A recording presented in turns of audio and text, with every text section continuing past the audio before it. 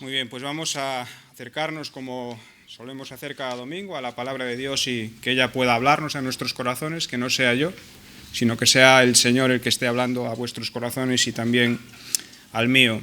Hace algunas semanas comenzábamos el estudio de un tema que a mí me parece importantísimo, el volver a él constantemente y que tiene que ver con el carácter de Jesús, el carácter de Cristo.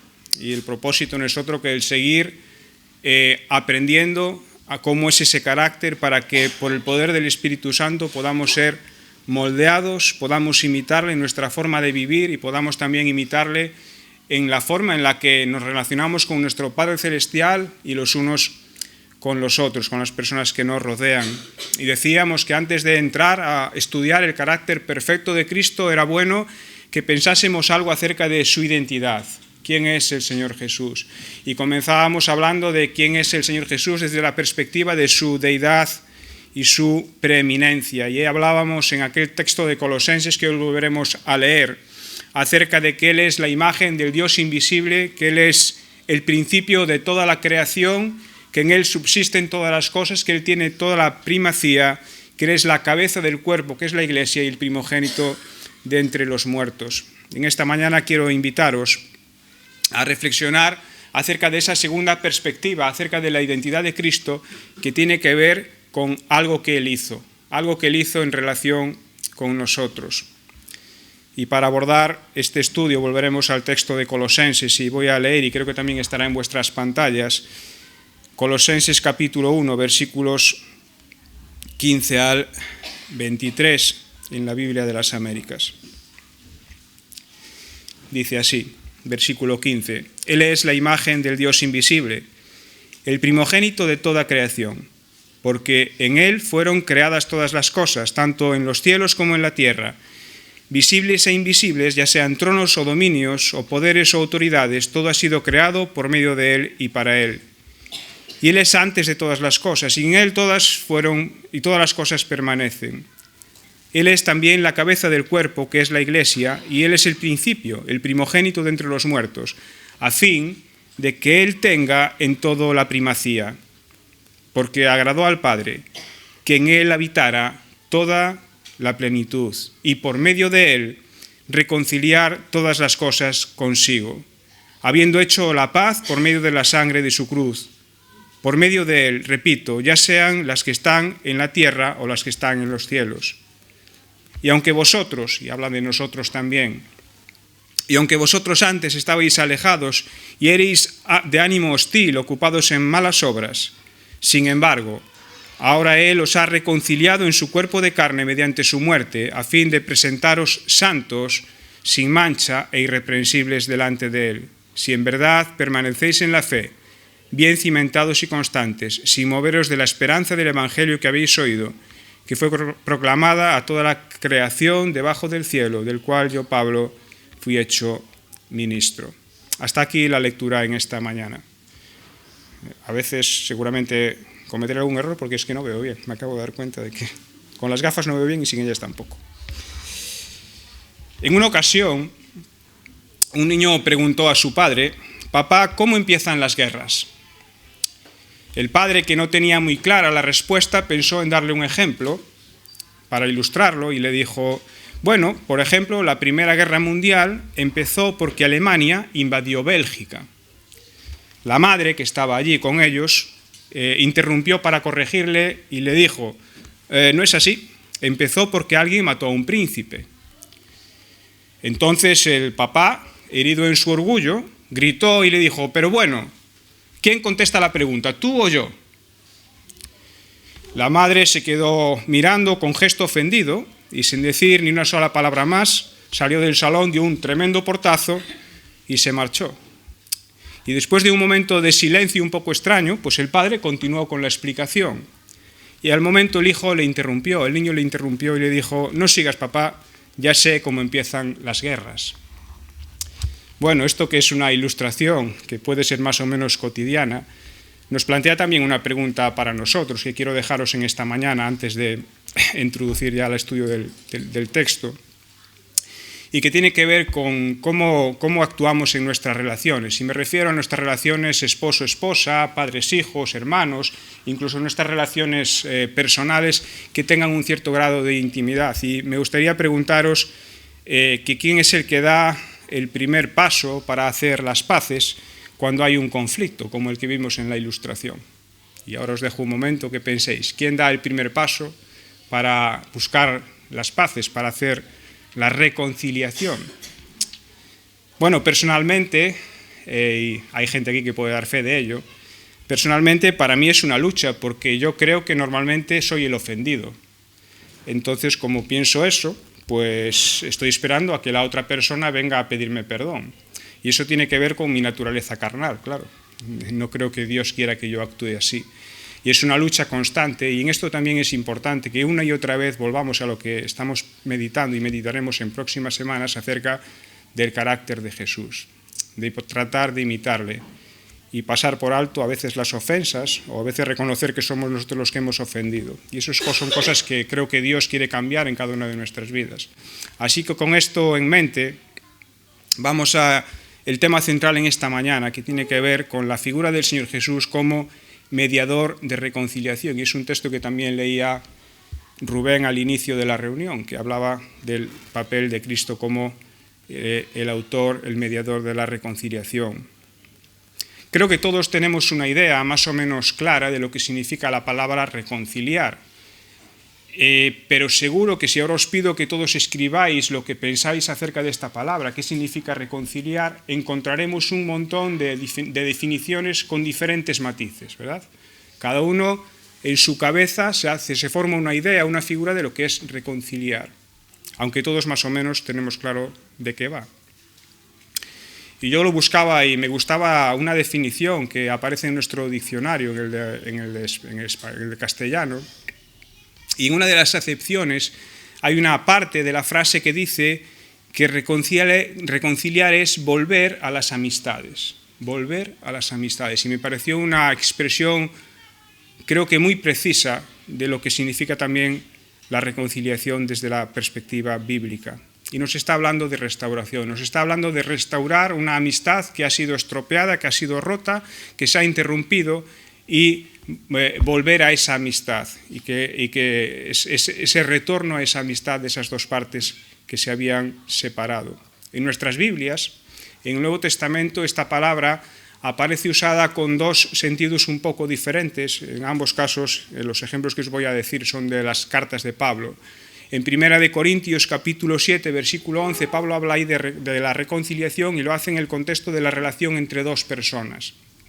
Pero luego, más adelante, y en otros lugares, cuando escribe acerca de la reconciliación, lo hace desde la perspectiva de la restauración de la relación entre el hombre y Dios. Y estos son los textos que vamos a considerar en esta mañana y la idea central. Hay dos textos que usa Pablo, Romanos 5:10, alguno más también. Estos son dos de los que he elegido para compartir con vosotros. Uno es Romanos 5:10, y dice allí: porque si cuando éramos enemigos fuimos reconciliados con Dios por la muerte de su Hijo, mucho más, habiendo sido reconciliados, seremos salvos por su vida.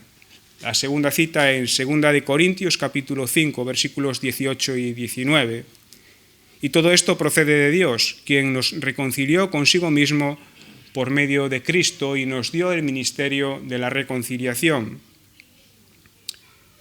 Y estaba leyendo por ahí, me acabo de perder. A saber, que Dios estaba en Cristo reconciliando al mundo consigo mismo, no tomando en cuenta a los hombres sus transgresiones, y nos ha encomendado a nosotros la palabra de la reconciliación.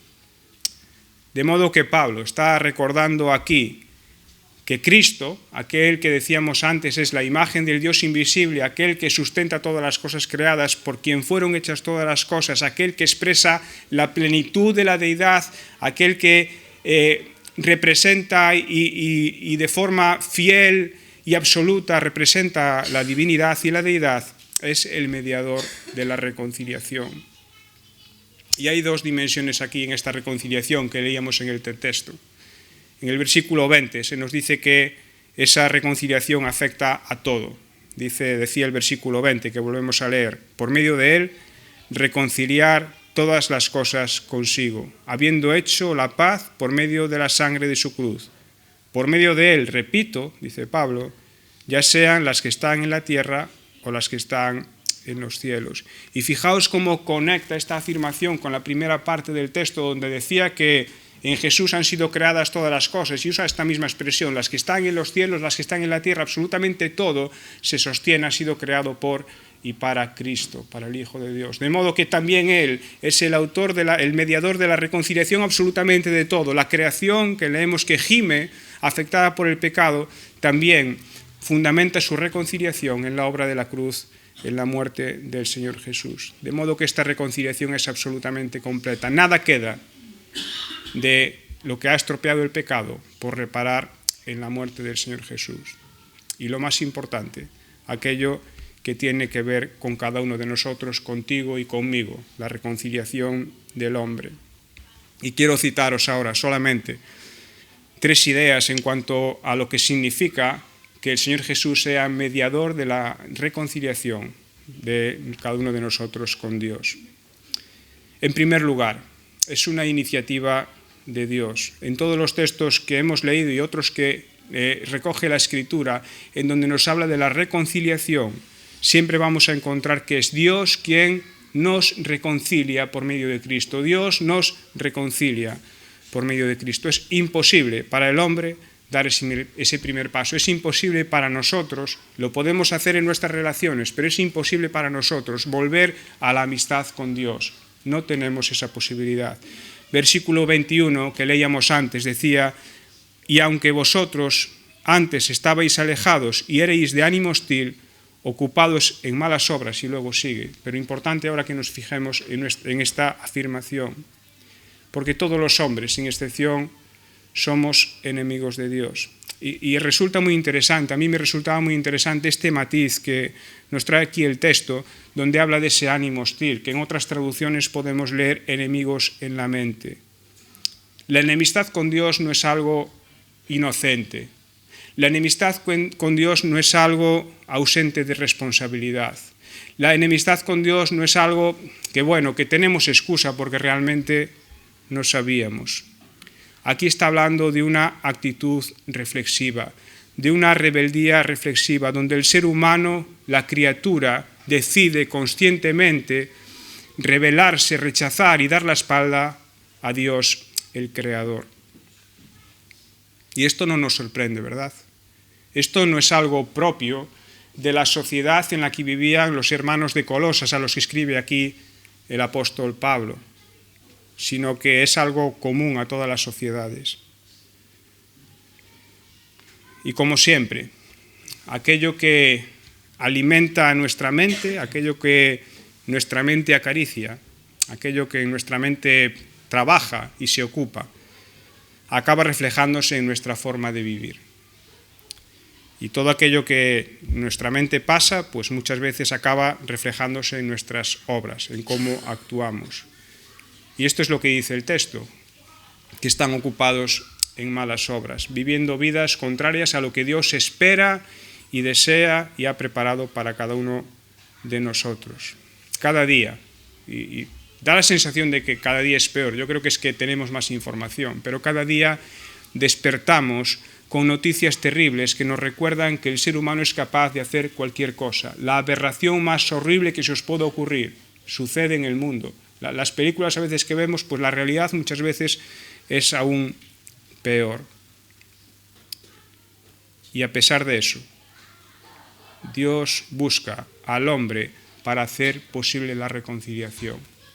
A pesar de todo lo que vemos, a pesar de la crueldad de las personas, a pesar de las guerras, a pesar de los homicidios, a pesar de tantas barbaridades que el corazón del hombre es capaz de hacer cada día, Dios busca la reconciliación. Y nosotros diríamos: ya está bien, basta, se acabó, borrón y cuenta nueva. Pero el Señor, en su infinito amor, en la eternidad, en el seno de la Trinidad, prepara la reconciliación. Y yo no sé si Pablo estaba pensando en esto cuando escribe allí el versículo 19 y nos dice: porque agradó al Padre. A mí esta frase me ha impactado tremendamente porque agradó al Padre. Imagino ahí al Padre, al Hijo en la eternidad, pensando en esto, pensando en la salvación de cada uno de nosotros, porque agradó al Padre que por medio de él reconciliar todas las cosas. Es una iniciativa de Dios. En segundo lugar, en esa iniciativa tenemos que entender bien que Dios no se reconcilia, Dios no puede cambiar. Lo que hace Dios es cambiar nuestra posición, cambiar la posición del mundo en cuanto a Él, cambiar la posición de cada uno de nosotros respecto de Dios. Y eso lo hace a través de la muerte de Cristo. La muerte de Cristo satisface la justicia de Dios. Dios no cambia, Dios no puede dejar de ser justo, Dios no puede dejar de ser santo, Dios no deja pasar por alto el pecado, pero lo coloca sobre Cristo, el mediador de la reconciliación. En la primera parte del versículo 22, Pablo insiste en esta enseñanza. Y allí nos dice: ahora Él os ha reconciliado en su cuerpo de carne mediante su muerte. Y fijaos que utiliza esta expresión, en su cuerpo de carne, y es importante porque nos está hablando de la humanidad del Señor Jesús, nos está hablando de la encarnación del Hijo de Dios, de aquel que está en la eternidad, por el cual han sido creadas todas las cosas, y que ahora se encarna, viene a este mundo, toma forma de hombre, se humana, para hacer posible esa reconciliación, porque es solo en la condición de hombre en la que puede dar su vida. Y de esto hablan estos símbolos, ahora están aquí cubiertos, este pan y este vino, que nos están hablando del sacrificio del Señor Jesús que hace allí posible en la cruz nuestra reconciliación, ocupando nuestro lugar. Dios toma la iniciativa, la reconciliación solo puede hacerse en base al sacrificio de Cristo. Y, en tercer lugar, la reconciliación es un regalo, es un don que proviene de la gracia y del amor de Dios, y es algo que tenemos que aceptar. Cuando Pablo exclama en otro lugar de la Escritura, reconciliaos con Dios, bueno, no está diciendo que tenemos que hacer algo, que tenemos que tomar una tarea para nosotros y buscar esa reconciliación con Dios, sino que lo que nos está diciendo es que tenemos que aceptar el regalo de Dios, tenemos que aceptar ese don de Dios que nos invita a volver a la amistad con Él. Y no hay que hacer nada para volver a ser amigos de Dios, simplemente aceptar el regalo de la salvación, confesar nuestra condición, reconocer con humildad que efectivamente somos enemigos de Dios, que no teníamos ningún interés en Él, y decir: Señor, sí, es cierto, yo te he ofendido tremendamente por mi pecado, y acepto que el Señor Jesús pague ese precio en la cruz por mí. Y inmediatamente vuelves a la amistad con Dios. Y esto es algo incomparable. Volver a la amistad con Dios no tiene nada que ver con ninguna otra cosa. Y quiero sugeriros aquí algunas ideas acerca de esto. ¿Qué significa que hemos sido reconciliados con Dios? De una forma práctica. Ya sabemos en la teoría que estar reconciliados con Dios significa que pasamos a ser sus hijos, que tenemos un futuro eterno en el cielo donde vamos a estar en su presencia, que Él está en nuestras vidas por medio del Espíritu Santo, que podemos orar, hablar con Él constantemente de una forma totalmente abierta, sin ningún impedimento. Pero hay más cosas que tienen que ver con nuestra vida una vez que somos reconciliados con Dios. Y quiero solamente mencionaros 3 para terminar.